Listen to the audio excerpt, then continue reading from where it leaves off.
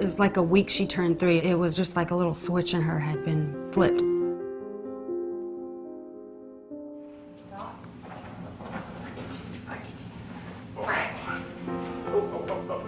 She wasn't really speaking, or she didn't have a lot of facial expressions.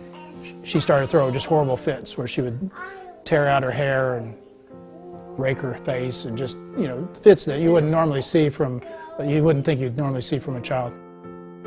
Individuals with autism, typically what we're going to see are people who have significant language impairments as well as socialization kinds of impairments.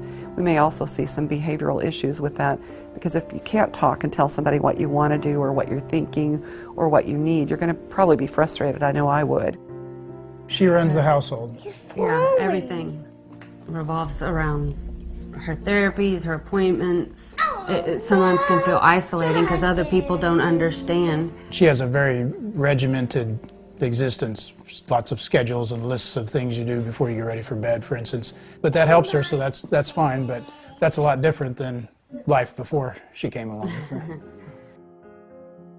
I was having a moment and I felt like I needed help. I emailed the Oklahoma Autism Network, and they called me the next day. And then she emailed me all sorts of information. She told me about it on the phone, and she also included a link for the scholarship there in the email.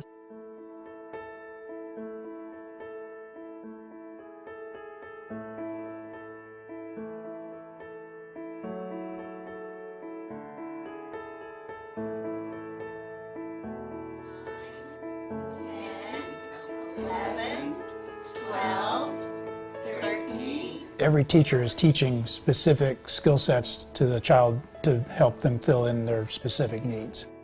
Every child there, you can go there and see it for yourself, is special in their own way, and they all have their own challenges. They don't just teach academics, ABCs and that sort of thing. They teach them like life functioning skills, to brush Like your teeth, to potty help training. potty training. They're all very loving, they're kind-hearted. I don't know what we would do without the school. Many of the students are so bright, they just amaze me. They may not be able to tell you anything, but you ask them to do something and they can do so many things.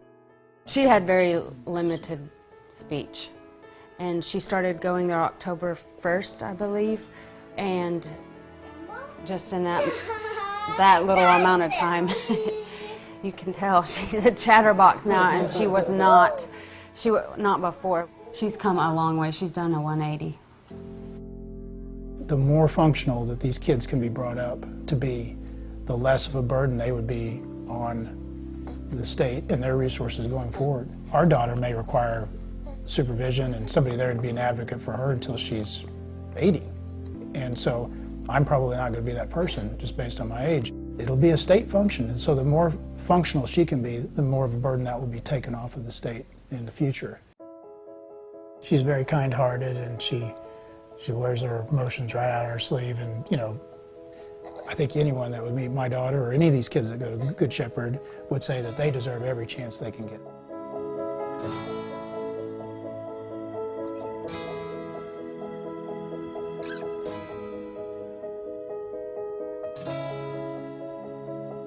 They are way behind at the start of the race.